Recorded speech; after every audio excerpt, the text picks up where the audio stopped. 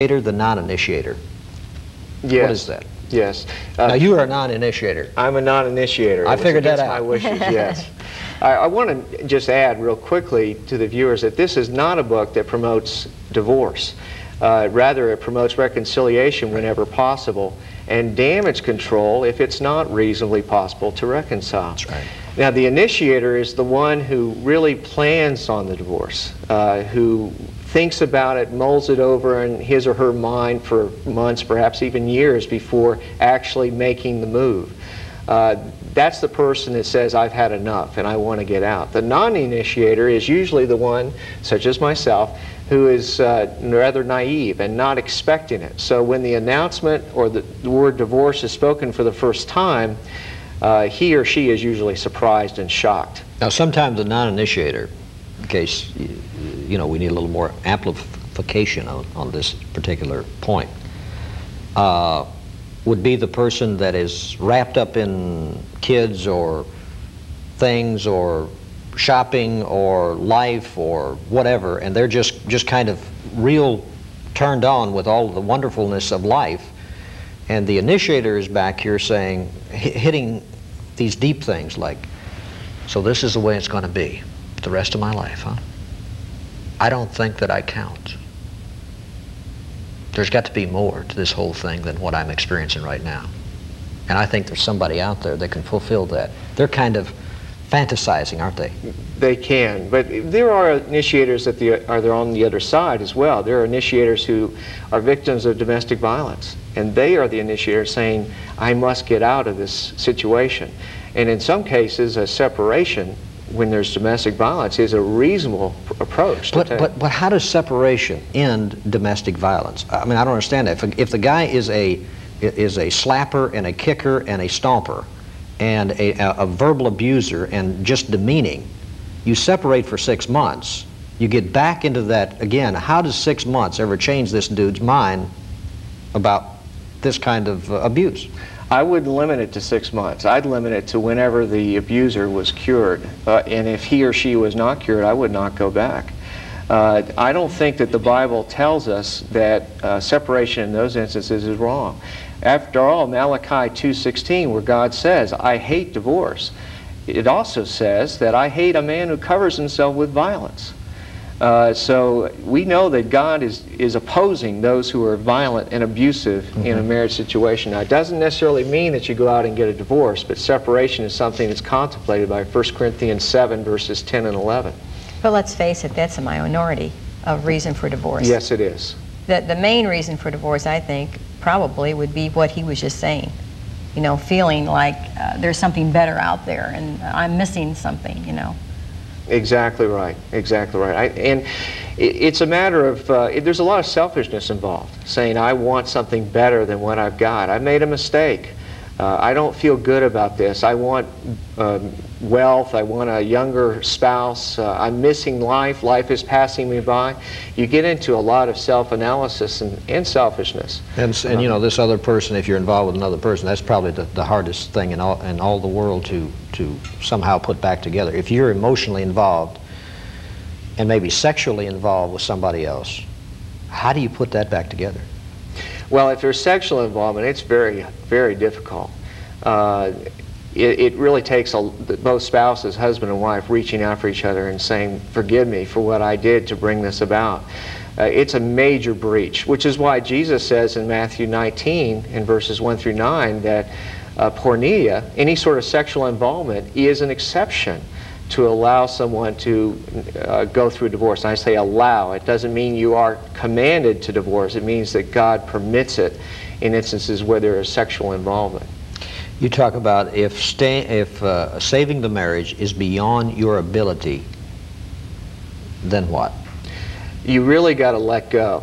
There's two concepts involved. One is biblical forgiveness, which is a process of letting go, releasing the bitterness and resentment, focusing your anger in a controlled way to motivate repentance in your spouse's for your spouse's benefit. And that means using tough love, setting boundaries, helping people to face the logical consequences of their own decisions, and then leaving the door open for reconciliation as long as it's reasonably possible. regardless of what their attitude is. So there's a lot involved, but letting go means bending so you don't break. Holding on to what you have and letting go of what you lost. What was that feeling after counseling, after all the discussion, after you spilling your guts and she spilling her guts on what she liked about you, didn't like about you, what the whole thing, and all of this rhetoric goes out there, and then that day comes when you say, it ain't working. This is over. Yeah. You had to make that decision, didn't you, of letting go? Right, right. And actually my counselor, who was a secular counselor, was very good about right up front saying, this is a time where you have to start preparing to let go of each other. And why would you go to a secular counselor? It was against my wishes. My ex-wife wanted to go to a secular counselor. At the time that she was going through all this, she withdrew not only from me and our marriage, but she withdrew from her Christian friends and from the church. And really isolated herself. And that was one of the requests that she made, which I honored. I did that because that was the only condition that that's the only way we could go to counseling at all. And but the counselor was good and got us talking and expressing our feelings, which was positive and therapeutic. You bring out something that I never thought of, and you're going to have to elaborate on this. You talk about the prodigal son. The parable of the prodigal son relates to broken marriages? Yes. Actually, Herman, the book was written around the parable of the prodigal son. That was the first chapter that I wrote. Yeah. It's chapter 3 in the book. I think there's a lot of parallels to that. And we're not saying that we're a father to our spouse like the father of the prodigal son. But you look at the dynamics of that relationship. A father is losing his son. His son is choosing to leave the home and go out on his own to pursue his own ends. What does the father do? And we know that the father is a picture of God. He lets the son go. When the son starts to become in need, the father doesn't rush out and say, here's some credit cards and here I'll give you food and take you in, I'll take care of you. No, he let him stew until the son came back. But the good news about it is that when the son came back, the father was looking for him and waiting for him and ran out and hugged him and kissed him. And there's a lot of parallels to how a broken marriage can be. In letting the spouse go, in using tough love, it means letting them face the logical consequences of their own decisions.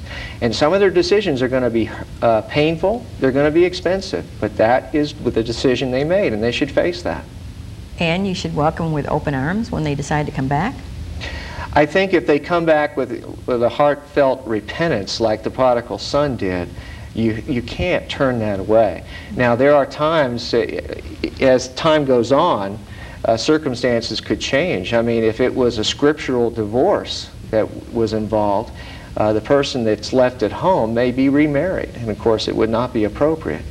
But I think that it's very important and very much in line with how God treated Israel. After all, in Jeremiah 3, verses 6 through 8, we know that God was a party to a divorce in giving Israel a certificate of divorce. But the good news is that he took her back. And we see the beautiful story of Hosea and Gomer, how Hosea took Gomer back. Yes. It's a very loving thing to do. And we are the bride of Christ, and when you think all of that analogy, we have committed spiritual adultery. We have turned our back on him. We have gone through riotous living, and he has stood there and says, I accept you back, and puts the ring upon our hand again and the robe upon our back. And I love that. Yeah. I love that.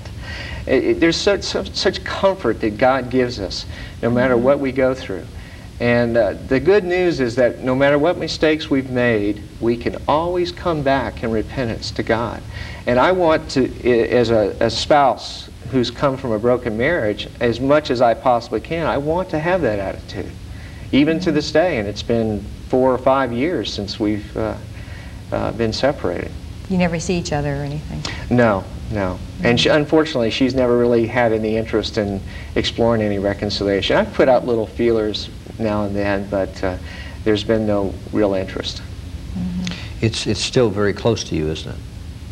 I think that I'm gradually getting through it, but I have to say, and people that are going through this know what I'm talking about, there's hardly a day that goes by that I don't think about her and what we once had.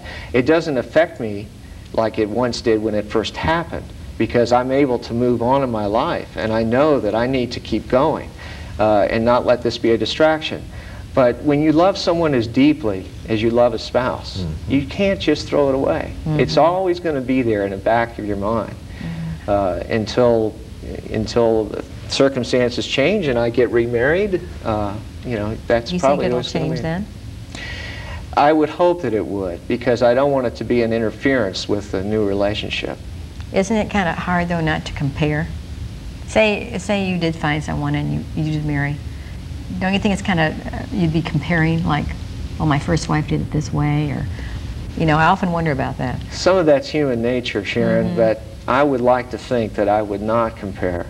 It's not fair. It's not fair to me. It's not fair to my new spouse, if the Lord allows that. Just accept the person the way they are and start a new relationship. Start with a clean slate without the baggage of the past. That's part of letting go as well. When we come back, we'll discuss this. Chapter 5, I quote, "Jesus tells the truth about divorce." We'll be right back.